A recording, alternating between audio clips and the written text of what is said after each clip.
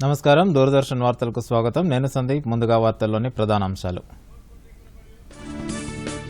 Private విద్యా సంస్థల్లో ఫీజుల నియంత్రణ ప్రభుత్వ పాఠశాలల్లో ఇంగ్లీష్ మీడియంపై కొత్త చట్టం వచ్చే విద్యా సంవత్సరం నుండి ప్రభుత్వ పాఠశాలల్లో ఇంగ్లీష్ మీడియంలో విద్యా బోధన అమలు విధి విధానాలను రూపొందించడానికి ఉపసంఘాన్ని ఏర్పాటు చేసిన రాష్ట్ర మంత్రిమండలి రాష్ట్రంలో కోవిడ్ పూర్తిగా అదుపులో ఉందన్న వైద్యారోగ్య శాఖ ఎలాంటి పరిస్థితినైనా ఎదుర్కొనేందుకు సిద్ధమన్న మంత్రి హరీష్ రావు ప్రజలు పూర్తి స్వీయ నియంత్రణ పాటించాలని పిలుపు రాష్ట్రంలో ఎలక్ట్రిక్ వాహనాలు గ్రీన్ ఎనర్జీ ఉత్పత్తికి పుష్కలంగా అవకాశాలు సీతారాంపూర్ దివిటిపల్లిలో ఎలక్ట్రిక్ వాహనాల తయారీ క్లస్టర్ల ఏర్పాటు ఫార్ములా ఈ టీంతో తెలంగాణ ప్రభుత్వ ఎంఓయూ కార్యక్రమంలో మంత్రి కేటీఆర్ వెల్లడి దేశ గణతంత్ర వేడుకలకు ఢిల్లీలో భారీగా ఏర్పాట్లు 75 యుద్ధ విమానాలతో విన్యాసాలు నిర్వహించేందుకు వాయుసేన కసరత్తు విన్యాసాల్లో పాల్గొననున్న Rafale Jaguar MiG-29 Chinook air క్రాఫ్ట్లు కోవిడ్ మహమ్మారిని అరికట్టేందుకు ప్రతి ఒక్కరూ తప్పనిసరిగా మాస్క్ ధరించాలి భౌతిక దూరం పాటించాలి తరచూ చేతులు కడుక్కోవాలి వ్యక్తిగత శుభ్రతను పాటించాలి 15 నుంచి 18 సంవత్సరాలు నిండిన వారందరూ కూడా తప్పనిసరిగా వ్యాక్సిన్ వేయించుకోవాలి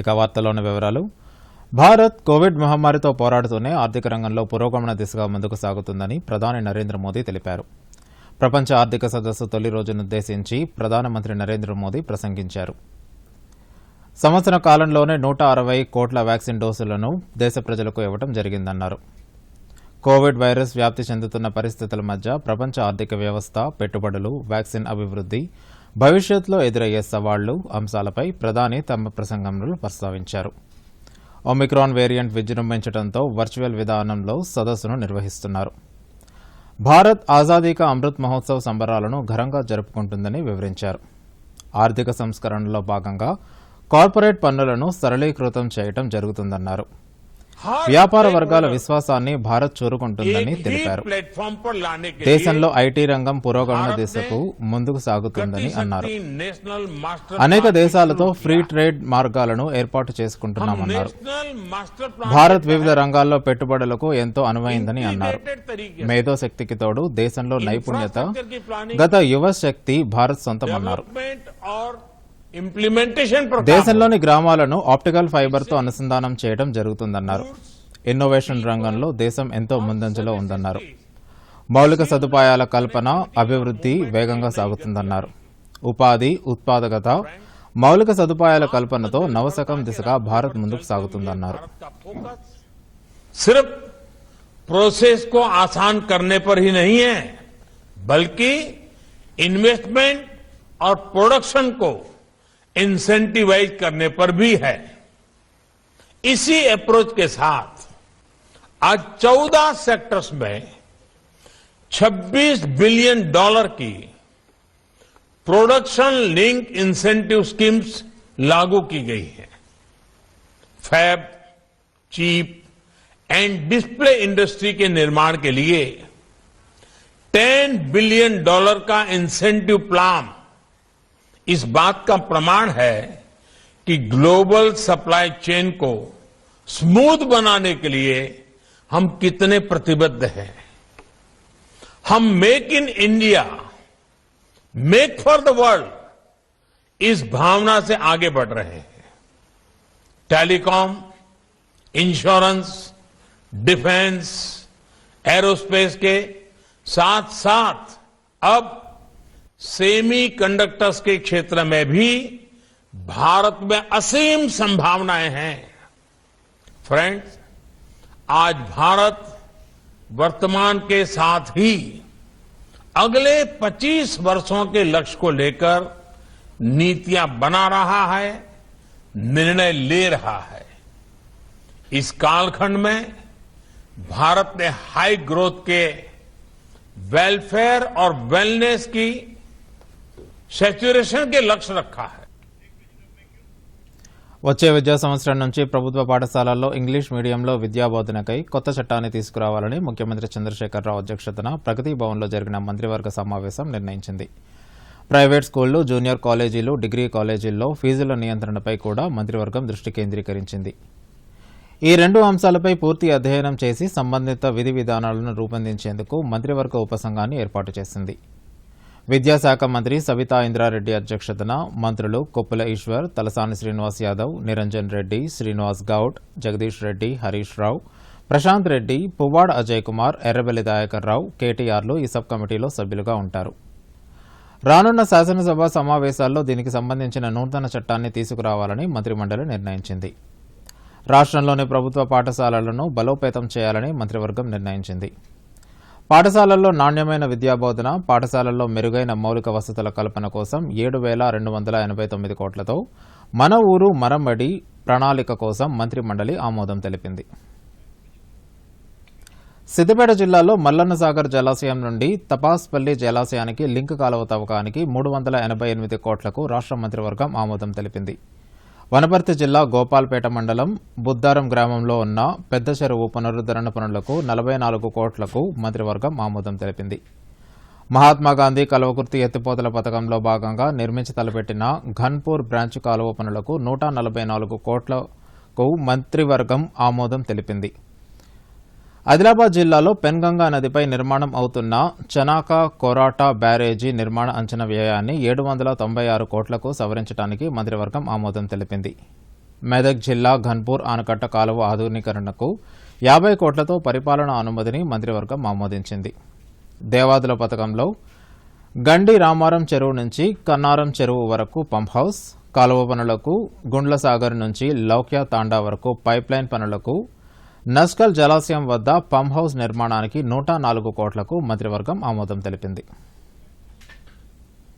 తెలంగాణలో ఫారెస్ట్ యూనివర్సిటీ ఏర్పాటుకు ముఖ్యమంత్రి చంద్రశేఖరరావు అధ్యక్షతన ప్రగతి భవన్లో జరిగిన మంత్రిమండలి సమావేశం నిర్ణయించింది. అటవీ శాఖ అధికారులు ఈ దిశగా ప్రాథమిక సమాచారంతో కూడిన నివేదికను కేబినెట్కు అందించగా వచ్చే కేబినెట్ సమావేశం నాటికి పూర్తిస్థాయి నివేదికను సిద్దం చేసుకుని రావాలని అటవీ శాఖ అధికారులను కేబినెట్ ఆదేశించింది. తెలంగాణ రాష్ట్రంలో మహిళా యూనివర్సిటీ ఏర్పాటు కోసం విద్యాశాఖ మంత్రి సబితా ఇంద్రారెడ్డి చేసిన ప్రతిపాదనకు కేబినెట్ ఆమోదం తెలిపింది. తదుపరి కేబినెట్ సమావేశానికి పూర్తి స్థాయిలో ప్రతిపాదనలను సిద్దం చేసుకుని రావాలని ప్రభుత్వ ప్రధాన కార్యదర్శి సోమేష్ కుమార్ను కేబినెట్ ఆదేశించింది. సిద్దిపేట జిల్లా ములుగులోని ఫారెస్ట్ కాలేజ్ అండ్ రీసెర్చ్ ఇన్స్టిట్యూట్లో విద్యాభ్యాసం అభ్యసించిన అర్హులైన విద్యార్థులకు ఫారెస్ట్ డిపార్ట్మెంట్ ఉద్యోగాల భర్తీలో డైరెక్ట్ రిక్రూట్మెంట్ కోటా కింద రిజర్వేషన్లు కల్పించాలని మంత్రిమండలి నిర్ణయించింది. ఇందుకు సంబంధించి తెలంగాణ రాష్ట్ర forest service rules, Telangana state forest subordinate service రూల్స్లలో సవరణలు చేపట్టాలని కేబినెట్ నిర్ణయించింది. అకాల వర్షాల పట్ల పంట నష్టం జరిగిన ఉమ్మడి వరంగల్ జిల్లాలో ముఖ్యమంత్రి కేసీఆర్ రేపు పర్యటించనున్నారు. వ్యవసాయ శాఖ మంత్రి నిరంజన్ రెడ్డి, ప్రభుత్వ ప్రధాన కార్యదర్శి సోమేష్ కుమార్ సహా ఇతర ఉన్నతాధికారులు ముఖ్యమంత్రితో పాటు పర్యటనలో పాల్గొననున్నారు. ఇటీవల వరంగల్ జిల్లాలో కురిసిన వడగండ్ల వల్ల పంట నష్టం వాటిల్లింది. ఈదురుగాలుతో పడిన వర్షం వల్ల జిల్లాలో మిర్చి, మొక్కజొన్న పంటలు పూర్తిగా నీటమునిగాయి. వడగళ్ల కారణంగా మొక్కజొన్న చెట్లు సగానికి విరిగి నేలకొరిగాయి. మిరప చెట్ల నుంచి మిర్చి మొత్తం నేలరారింది. భూపాలపల్లి జిల్లా రేగొండ మండలంలోనూ సుమారు 500 ఎకరాల పంట నష్టం వాటిల్లింది. వడగళ్ల వానతో మిరపకాయలు రాలి వరదలో కొట్టుకుపోయాయి. చిట్యాల, టేకుమట్ల, మహదేవ్పూర్, మొగుళ్లపల్లి తదితర మండలాల్లో కోసి ఆరబోసిన మిర్చి కూడా తడిచింది. పంట నష్టం జరిగిన ప్రాంతాల్లో ముఖ్యమంత్రి పర్యటించి పంట నష్టం జరిగిన రైతులకు తగిన భరోసా ఇవ్వనున్నారు. రోజుకు 1,00,000 ఆర్టీపీసీఆర్ పరీక్షలు చేయాలని తెలంగాణ ప్రభుత్వాన్ని హైకోర్టు ఆదేశించింది. వైరస్ వ్యాప్తిని నియంత్రించడానికి కోవిడ్ నిర్ధారణ పరీక్షలు పెంచవలసి ఉందని సూచించింది. రాష్ట్రంలో కోవిడ్ పరిస్థితులపై హైకోర్టులో విచారణ జరిగింది. ఆర్టీపీసీఆర్, ర్యాపిడ్ పరీక్షల వివరాలు వేర్వేరుగా అందజేయాలని తెలిపింది. భౌతిక దూరం పాటించాలని, మాస్కులు పెట్టుకోవాలని, కోవిడ్ నిబంధనలు ఖచ్చితంగా పాటించాలని స్పష్టం చేసింది. వైరస్ వ్యాప్తి నియంత్రణకు మరింత అప్రమత్తత అవసరమని అభిప్రాయపడింది. మరిన్ని వివరాలతో నివేదిక సమర్పించాలని ఆదేశిస్తూ విచారణ ఈ నెల 25కు వాయిదా వేసింది.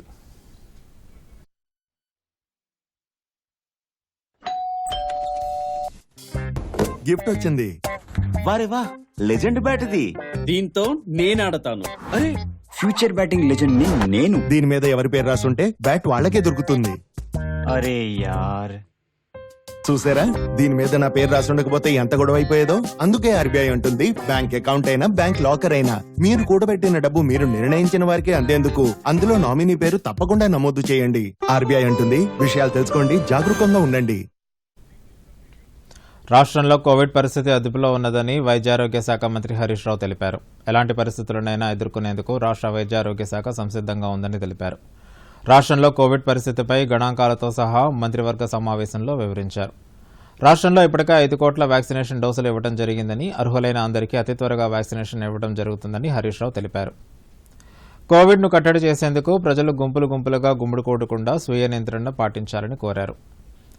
మున్సిపల్ పంచాయతీరాజ్ శాఖల అధికారుల సహాయం తీసుకుని వారితో సమన్వయం చేసుకుంటూ వ్యాక్సినేషన్ కార్యక్రమాన్ని త్వరగా పూర్తి చేయాలని ముఖ్యమంత్రి వైద్యారోగ్య శాఖ మంత్రిని అధికారులను ఆదేశించారు. ఇందుకోసం అన్ని జిల్లాల మంత్రులు, కలెక్టర్లు సమీక్షా సమావేశాలు నిర్వహించుకోవాలని ముఖ్యమంత్రి ఆదేశించారు. వచ్చే మార్చిలో 12 నుండి 14 సంవత్సరాల మధ్య వయసు కలిగిన పిల్లలకు కోవిడ్ వ్యాక్సిన్ వేసే అవకాశం ఉందని immunization national technical advisory group NTAGI chairman doctor NK Arora తెలిపారు. మార్చి నాటికి 15 నుంచి 18 సంవత్సరాలలోపు పిల్లలందరికీ టీకా వేయడం పూర్తి చేయాలని భావిస్తున్నామని, ఆ తర్వాత 12 నుండి 14 సంవత్సరాల పిల్లలకు టీకాలు వేయడం ప్రారంభించవచ్చన్నారు. 15 నుండి 18 సంవత్సరాల మధ్య 7,40,57,000 మంది పిల్లలు ఉండగా ఇప్పటివరకు 3,45,00,000 మందికి పైగా టీకాలు తీసుకున్నారని, వారందరికీ రెండో డోసు 28 రోజుల్లో ఇవ్వనున్నట్లు తెలిపారు.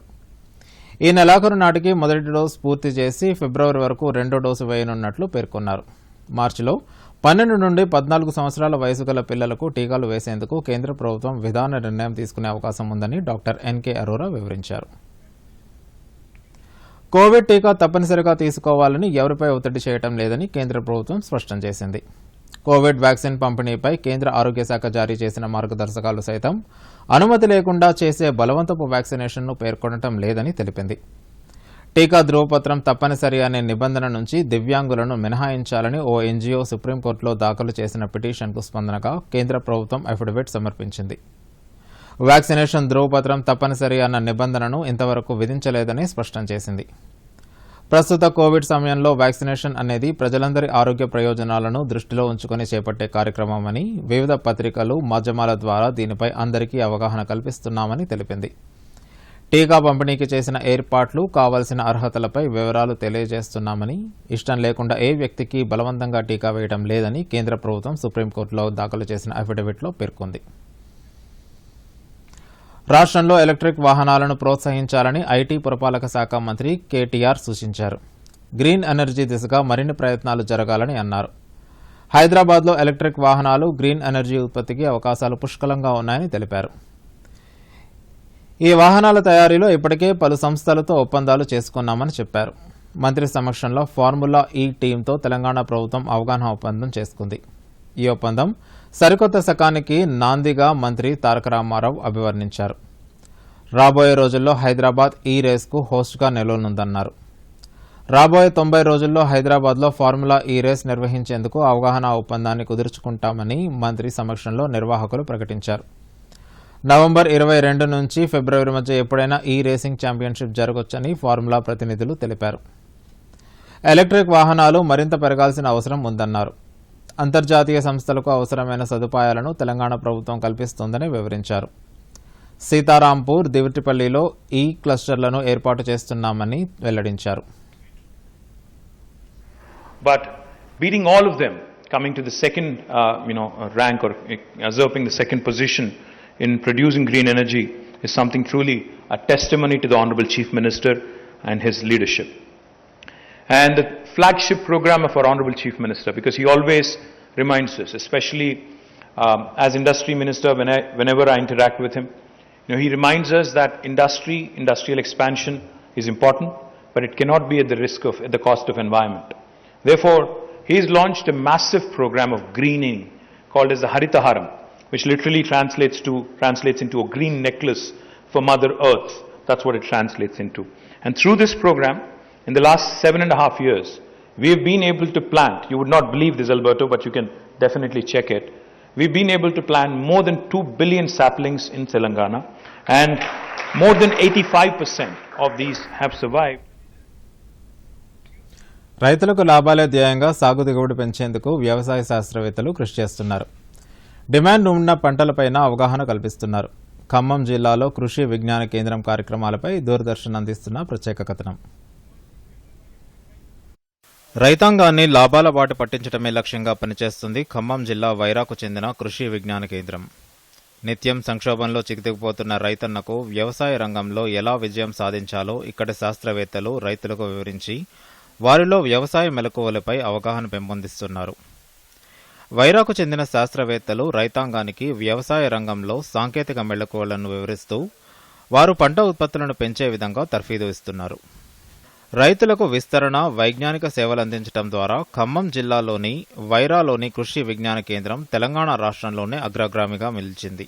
కృషి విజ్ఞాన కేంద్రాన్ని వైరాలో 2004వ సంవత్సరంలో ఏర్పాటు చేశారు. 16 సంవత్సరాల కాలంలో తొలినాళ్లలో బాలారిష్టాలను ఎదుర్కొన్న ఈ కేంద్రం డాక్టర్ హేమంత్ కుమార్ కోఆర్డినేటర్గా బాధ్యతలు చేపట్టిన నాటి నుండి రైతు సేవల విస్తరణతో పాటుగా వైజ్ఞానిక కార్యక్రమాలను విస్తృతం చేశారు. గత 5-6 ఏళ్లుగా జిల్లాలోని అనేక గ్రామాల్లోని రైతులకు కేవీకే ద్వారా సేవలు అందించారు.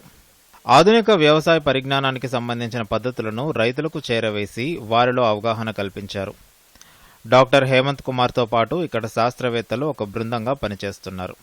ముఖ్యంగా చూసుకున్నట్టయితే ఖమ్మం జిల్లాలో ఉన్నటువంటి రైతులందరికీ కూడా చేదోడు వాదోడుగా ఉంటూ వివిధ సాంకేతిక పరిజ్ఞానాన్ని రైతుల యొక్క ముంగడికి తీసుకెళ్లడంలో చాలా వరకు కృషి విజ్ఞాన కేంద్రం వైరా కృతకృత్యమైంది.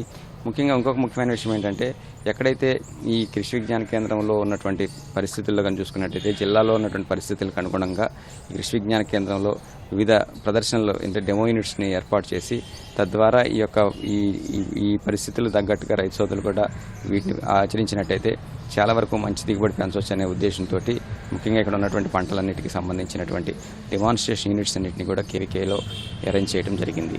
దాంతోపాటు పూల విషయంకి వచ్చినట్టయితే పూలల్లో ముఖ్యంగా జర్బెరా పూలు యొక్క సాగును కూడా ప్రోత్సహించాలనే ఉద్దేశంతో పాలిహౌస్లో జర్బెరా పూలు సాగు చేయించడం, అదే రకంగా చామంతి పూలను కూడా సాగు చేయించడం కూడా ఈ యొక్క కృషి విజ్ఞాన కేంద్రంలో జరుగుతూ ఉంది.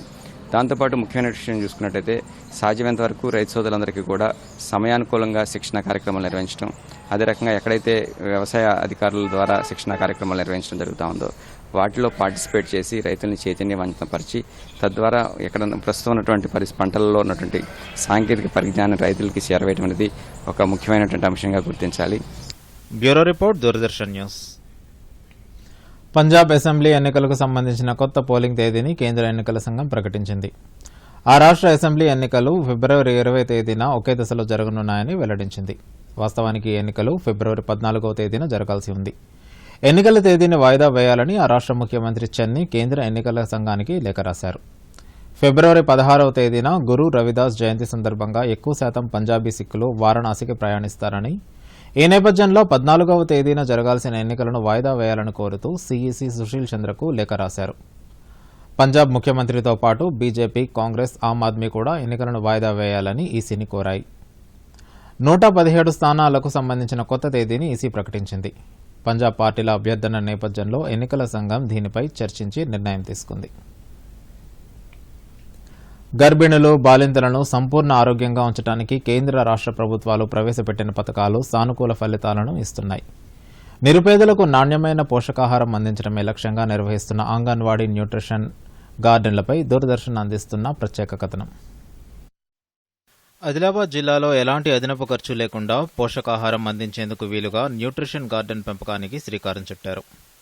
అంగన్వాడీల పరిధిలో నిర్వహిస్తున్న న్యూట్రిషన్ గార్డెన్లు గర్భిణులు, బాలింతలు, పిల్లలకు పౌష్టికాహారం అందించడంలో ఎంతగానో దోహదపడుతున్నాయి. గర్భిణులు, బాలింతలు, చిన్నారులు సకాలంలో పౌష్టికాహారం తీసుకోవడం తప్పనిసరి అని జిల్లా ఐసీడీఎస్ అధికారిని సౌందర్య తెలియజేశారు. జిల్లాలో 1256 అంగన్వాడీ కేంద్రాలు ఉన్నాయి. ఇందులో గర్భిణులు, బాలింతలు, చిన్నారులు 32,000 మందికి పోషక పదార్థాలు అందజేస్తున్నారు.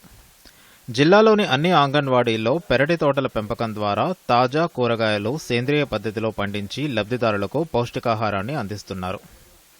ఆయా అంగన్వాడీ కేంద్రాల ఆవరణలో ఖాళీ స్థలాలు ఉన్న పెరటి తోటలను పెంచుతున్నారు. స్థలాలు లేని చోట టెర్రస్ పైన కుండీలు బకెట్లతో పెంపకానికి ఏర్పాట్లు చేశారు.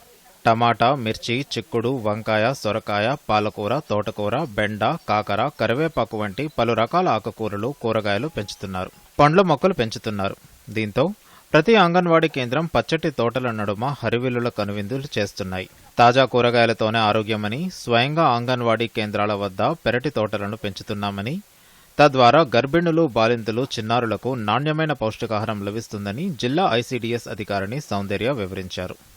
అంగన్వాడీ కేంద్రాల్లో న్యూట్రీ గార్డెన్లు పెట్టమని గవర్నమెంట్ నుంచి మనకి ఇన్స్ట్రక్షన్ రావడంతో 2019 నుంచి మన అంగన్వాడీ కేంద్రాల్లో ఇట్లా కిచెన్ గార్డెనింగ్ కోసం ఏర్పాటు చేయడం జరిగింది. అయితే మనకి లాస్ట్ ఇయర్ కొన్ని అంగన్వాడీ సెంటర్స్కి సీడ్స్ కూడా వచ్చినాయి మన సెంట్రల్ గవర్నమెంట్ పోషణ అభియాన్ నుంచి. అయితే ఆ సీడ్స్ వేశారు. మళ్ళీ ఇక్కడ లోకల్లో మన న్యూట్రిషియస్ ఫుడ్, మన ఊర్లలో ఉండే టమాటో, మిర్చి, కొత్తిమీర, రకరకాల ఫ్రూట్లు, సీజనల్ ఫ్రూట్స్ వీటి కూడా వేయించడం జరిగింది. ఇవి ఎందుకంటే మన గర్భిణీ బాలింతలకి మనం రోజు వాళ్ళకి అందించే ఒక పూట భోజనంలో కూరగాయలతో, ఆకుకూరలతో కూడిన భోజనం పెట్టడానికి అంగన్వాడీ సెంటర్లోనే మంచిగా ప్లేస్ పెట్టుకొని అక్కడే మన ఆయమ్మతో, టీచర్తో కలిసి ఆ కూరగాయల్ని పండించడం జరుగుతుంది. మనకి దీనికి వాటర్ సప్లై కూడా మన గవర్నమెంట్ నుంచి ఉంది, మన తెలంగాణ ప్రభుత్వం నుంచి వాటర్ సప్లై కూడా ఉంది. ఇది మంచిగా నడుస్తుంది.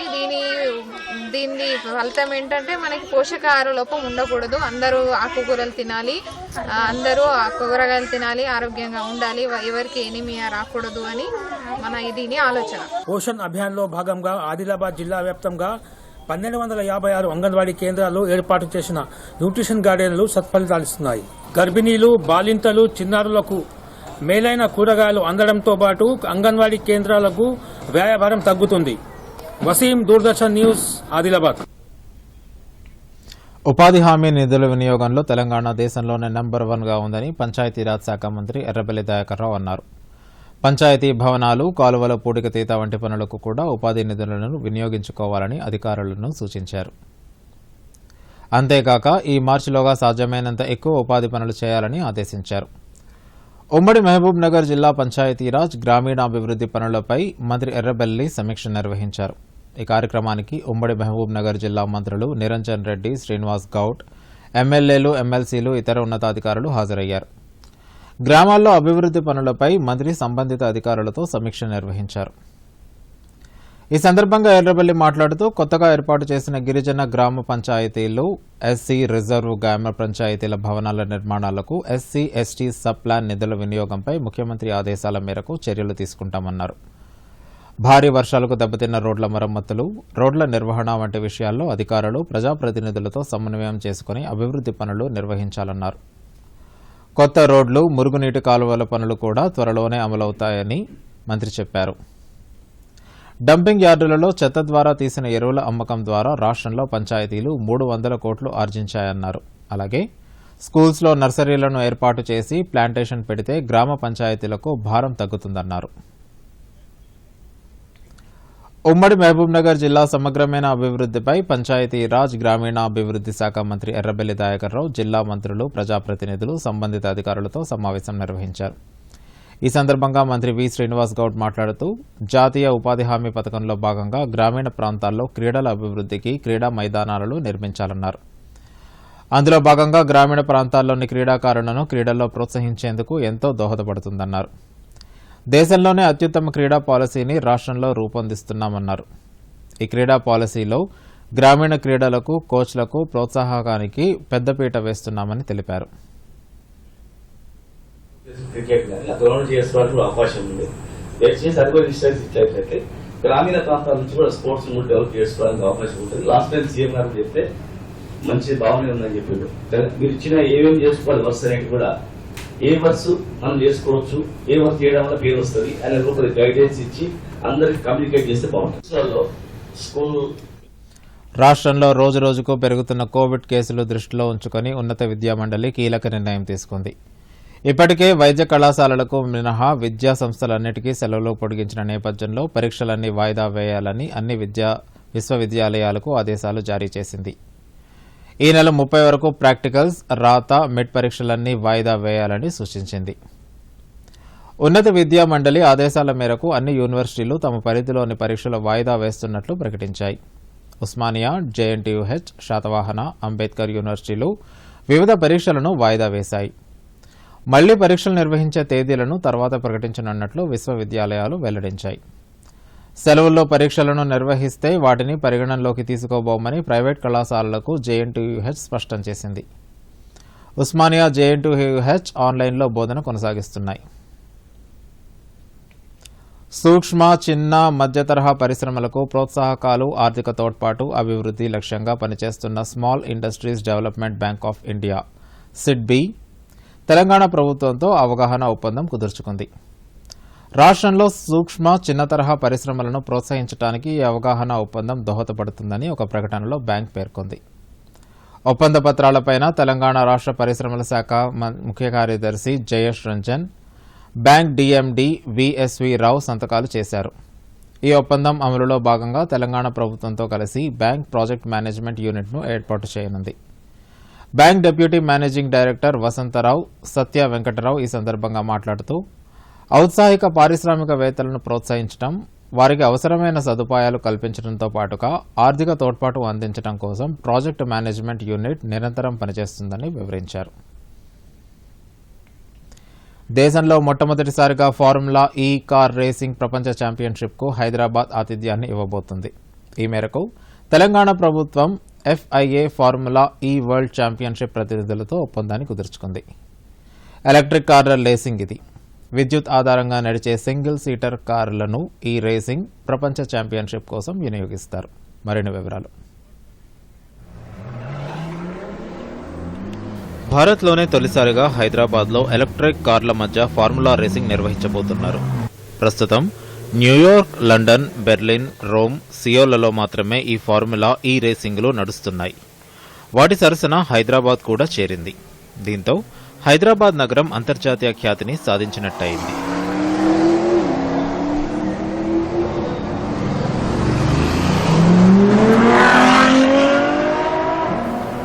రెన్యూవబుల్ ఎనర్జీ కంపెనీ గ్రీన్కో సహకారంతో తెలంగాణ ప్రభుత్వం ఫార్ములా ఈ రేసింగులను నిర్వహించనుంది.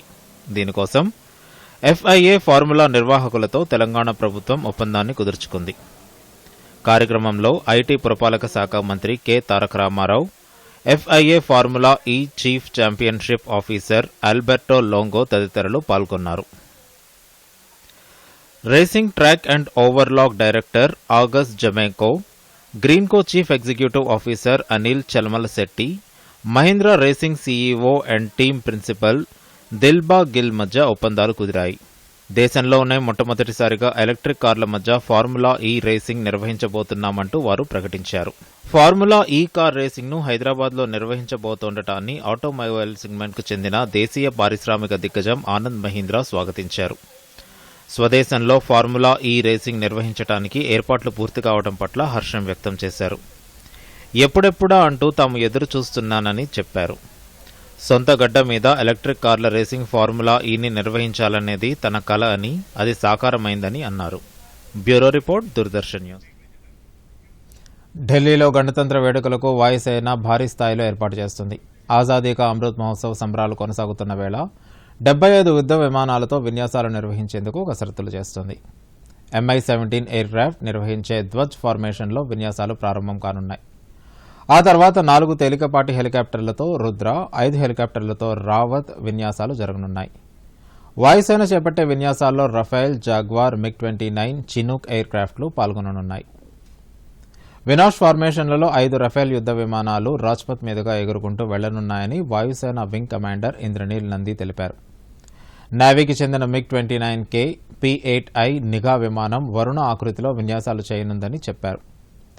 17 జాగ్వార్ విమానాలు 75 సంఖ్య వచ్చేలా ఎగురుతాయని వివరించారు. రిపబ్లిక్ డే రోజున జరగనున్న విన్యాసాలు అత్యంత వైభవపేతమైన భారీ కార్యక్రమంగా నిలుస్తుందని అన్నారు. ఆజాదీ కా అమృత్ మహోత్సవ్ కార్యక్రమంలో భాగంగా ఈ విన్యాసాలు జరపనున్నట్లు తెలిపారు. ఇక వార్తలు ముగించే ముందు ముఖ్యాంశాలు మరోసారి.